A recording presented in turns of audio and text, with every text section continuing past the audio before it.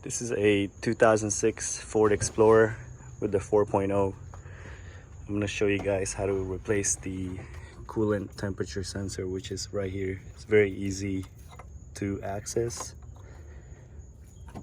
The first step you need to do is remove this wiring harness. It's got a clip right there that you just press on it and then it pulls up.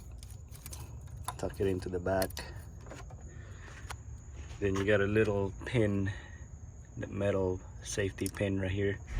This one you need to pull it out, but when you do that you need to be careful, because when you pull it out with a pick you might end up dropping that clip somewhere at the bottom. So what I do is I use this little guy right here. This is already kind of pulled out. Just wanted to make a quick video and show you guys how to do it. So pull it out like that.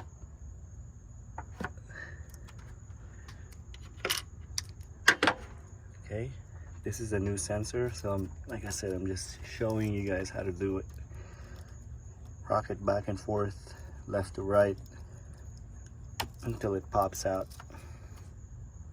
You get a little O-ring right there too. So put the new one in. Make sure you hear that snap.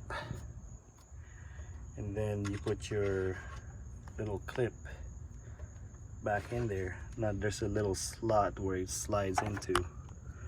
Make sure you align it in that slot,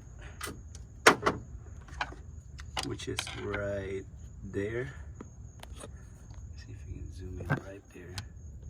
And one on the other side. Make sure you align that clip when you're installing it. It's kind of hard to do it with one hand. So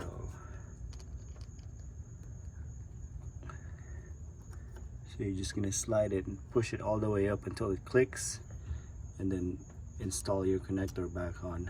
That's it. Very easy. This video helps you. Please subscribe. Got any questions, comment below. Thank you for watching.